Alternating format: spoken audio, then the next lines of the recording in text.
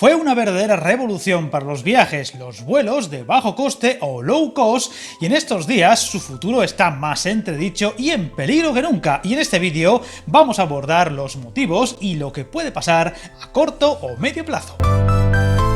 Fueron un antes y un después para miles o millones de viajeros. La llegada de compañías aéreas de bajo coste supuso la oportunidad para el ciudadano de a pie de descubrir el avión primero y después viajar a lugares, países y rincones hasta entonces solo al alcance de clases más pudientes. Así, volar a París, Roma, Londres o Ámsterdam a unos pocos euros, comprando con suficiente antelación, se convirtió casi en un deporte o hobby extra, el de cazar la mejor oferta posible. Su apogeo fue tal que llegaron a eclipsar a los vuelos normales y muchas compañías comenzaron a adaptarse a los nuevos tiempos rebajando sus tarifas o directamente creando marcas destinadas a esos vuelos de bajo precio, un tipo de negocio que se llevó por delante, eso sí, a no pocas compañías y que parece estar tocando a su fin, al menos tal y como lo hemos conocido hasta ahora, y esto puede significar una gran oportunidad para el tren, que es de lo que va este canal. Vivimos semanas, meses de gran incertidumbre. Tras la COVID, la llegada de la guerra de Ucrania y el alza de los precios de los combustibles, con más incertidumbre que nunca, ha puesto contra las cuerdas a esas compañías que basaban su vida en ofertas agresivas de precios que ahora no cubren los gastos que generan. Esto, unido a un verano plagado de huelgas de personal de cabina e incluso de pilotos de las compañías low cost más conocidas, están dilapidando el presente de dichos vuelos, dejando en tierra a muchos viajeros en plenas vacaciones e hiriendo con fuerza la imagen de las mismas. Recientemente, el CEO de Ryanair, Michael O'Leary, ha alertado en una entrevista en Daily Mail de que la era de los vuelos baratos está próxima a finalizar. Según el jefe de Ryanair, los crecientes precios del combustible y los cargos ambientales harán que los precios de los vuelos se incrementen durante los próximos 5 años.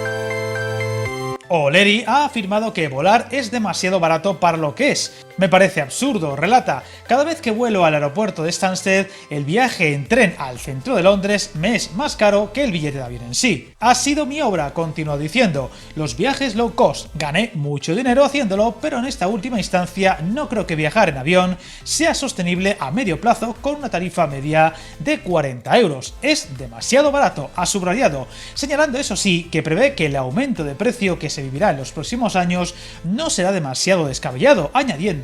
que creo que seguirá siendo muy barato y asequible, a unos 50 o 60 euros de media.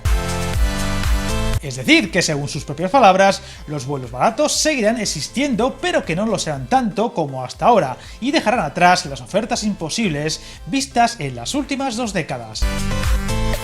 La otra clave, como él mismo señalaba, está en el tema medioambiental, hoy por hoy muy delicado, pues un avión no contaminante o de bajas emisiones parece ser un proyecto muy a largo plazo, y esto unido a que por norma los aviones destinados a estos servicios baratos congregan como mucho 200 o 250 pasajeros por aparato, frente a los 400 a 600 que puede transportar un tren sin doble composición, hacen del avión aún más contaminante por pasajero y más difícil de amortizar que cualquier tren que circule por una vía electrificada. El tema verde es cada vez más determinante en este campo, pues los países europeos cada vez imponen más restricciones o impuestos y tasas extra a las compañías aéreas para apostar, de alguna forma, por una transición más ecológica en el transporte.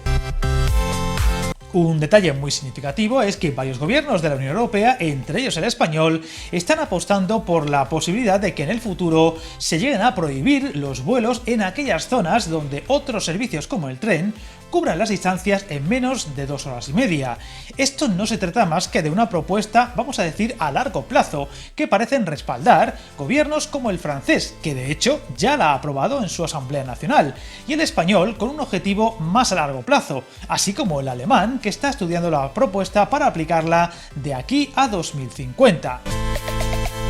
Recalcando que sería solo en aquellas rutas donde el tren pueda cubrir el trayecto en 2 horas y media o menos, algo que se antoja difícil de implementar, aunque realmente tendría fácil aplicación real mediante otro tipo de medidas menos restrictivas, como aplicar tasas extra en dichas rutas aéreas o incentivar el tren y abaratar los billetes del mismo en las rutas donde compitan con el avión.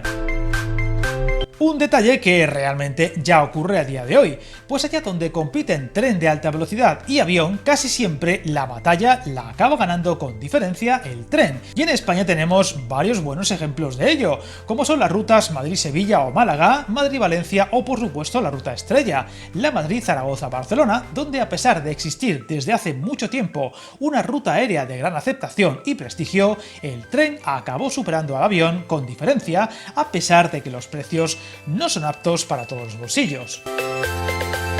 Todo hace pensar que, como comentaba el jefe de Ryanair, pasaremos por un periodo de adaptación a los nuevos tiempos y precios, con un reajuste de las tarifas que debería ir más allá, también con los sueldos de las plantillas de aquellas compañías aéreas que quieran seguir compitiendo y que el precio medio de los vuelos en general se encarecerán sustancialmente, como ya está ocurriendo con casi todo lo que compramos o consumimos en nuestro día a día. La gran duda es en cuánto se incrementarán dichos precios.